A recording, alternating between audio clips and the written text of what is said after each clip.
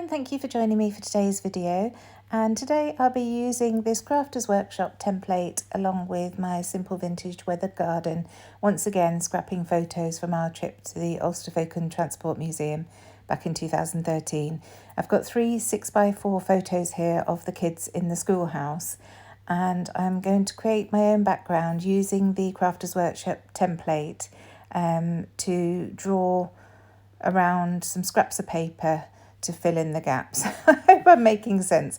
You'll have seen me counting at the beginning that I needed 12 of the outside pieces and 4 of the second ring-in pieces to create the background where the photos will sit on top. So I'm just going through all the scraps that I've got from this paper and cutting out the 12 pieces. I won't make you sit and watch all of this. So this is one of the inner ring ones that I'm doing, and I'm just drawing on the back of the paper, cutting it out and then flipping it over, and as I say, using various scraps so that I've got lots of different colours going on in this background. And it is 3 complete 4x6 photos that I'll be using. So there are all the pieces of paper cut out, and now I'm just using the template to position them in the round, making sure that I'm happy with the colour choices and that it fills the circle completely. And once that's done, just moving those smaller pieces out of the way, I'll bring the photos in to check. And you can see how I have actually backed these photos with a very thin white cardstock and then one of the dark scraps of paper that I had left from this collection. So just making sure that I'm happy with the positioning so that then I can add those inner ring pieces to the inside ring, just where they show. There was no point in cutting out another 12 of the inside ring pieces when really it's only 4 pieces that are going to show, and barely show at that. So just lifting up the photos. I don't want to move my positioning around too much. And then once I've got those down, I decide I actually don't want a circle. I want to move the bits in and out to create a more shard-like look. So this is me just working out the positioning, and then I'll go around with my wet glue and stick everything down. But I just wasn't happy with it being just a normal circle. I prefer things to be a little bit more chaotic. That's definitely my preferred design method. So here I am with my wet glue now, just sticking everything down. I won't make you watch that because it's pretty boring, but there are all the bits now stuck down, and you can see at the top some of them I've overlapped slightly as I've been sticking them down, and they go in and out of that circle, but they still have a rough circle shape. So now I'm coming in with my Sticks to foam pads and just popping these 3 photos up onto the foam pads just to give them some height above the rest of the layout, to give them dominance on the page, although it's pretty obvious that they're going to be dominant. 3 4x6 photos is quite a lot on 1 12x12 paper. So coming in with my T-ruler and checking that that first one is straight. Once the first photo is straight, I know that the other ones will be absolutely fine, but I didn't want to start off wonky because then the rest of them would have gone askew as well. So just getting these last 2 photos stuck down, checking that I'm happy with the positioning of that third one. And I really like how this looks. Having 2 photos that are portrait and 1 landscape creates a really nice, almost like a windmill effect if you lay them down like this, and I like how that looks. And I think that's why the circle looks so well behind it, because it is almost like a circle. So now I just need to embellish the page. So first of all, I'm going through this sticker book, and I want to write the schoolhouse. So you'll see me here going through all the different letters, seeing if I have the right letters to write that, but I don't on the big green one. So then I'm looking for I know there's a gingham checked alphabet, so just looking for that to see if I've got the right letters for that, and I don't for that either. It's the H that I'm struggling with on both of them. So in the end, I end up with the small tile alphas, and I spell out schoolhouse lessons. And I just follow the curve of that piece where there's a nice little gap there. It just seems the obvious place to put the title. So working from the back forward.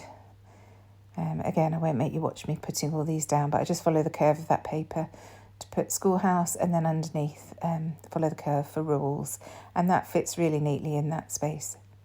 Wasn't planned, I was just lucky. So now opposite that, I felt that gap needed filling in, so I'm just writing down exactly where we were. So it's the Ulster Photo and Transport Museum and then the date. So now going through the 12 by 12 sticker sheet. As you can see, there aren't many stickers left on this now. I've worked quite hard to use this collection up in its entirety. So just adding a couple of the labels there that have nice sentiments on them. And then one of these, it's like a paint tile that says beautiful. So just popping that in the middle there. And then I'll start to build up a tiny cluster around that word strip that we've got on the left-hand side there.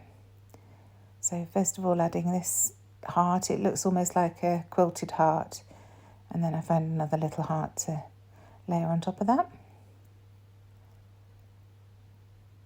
And then I find this piece here, and I feel like I need to explain what it says, so I start adding my journaling. So first of all, writing around here about how Grandad had put James on the schoolmaster's seat, much to his delight.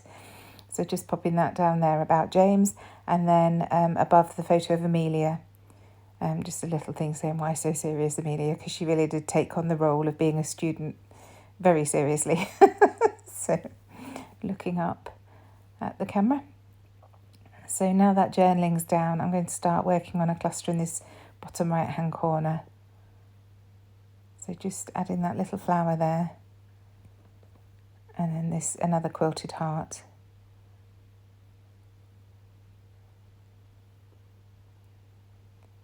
And another word strip. Stay golden, I think that said. I can't see, I'm on my phone today and the photo's tiny. So now going through these ephemera pieces, as you can see, there really aren't many left. I was hoping that I still might have one of the vines or leafy pieces, but there aren't. So just having a look at these butterflies to see if any of them will work. And in fact, it's these ones that I don't normally go for, the ones that are sitting down, that I end up using. One on top of that photo of Amelia. And then I find this little clipboard that says keep calm, and I think that would be nice for a schoolhouse photo, so I just add that in there. Just bend up the clip ever so slightly. I don't bother putting any foam or anything behind it. The foam behind the photos will hold the page protector off that, and it should keep it slightly bent up. And now through the sticker book to find this leafy piece that I wanted to tuck under that bottom right hand photo. So just looking to see if there are any other options, but it's just this large one that's left. So I know I'm going to have to take it off the page and then trim the edge, but that's fine.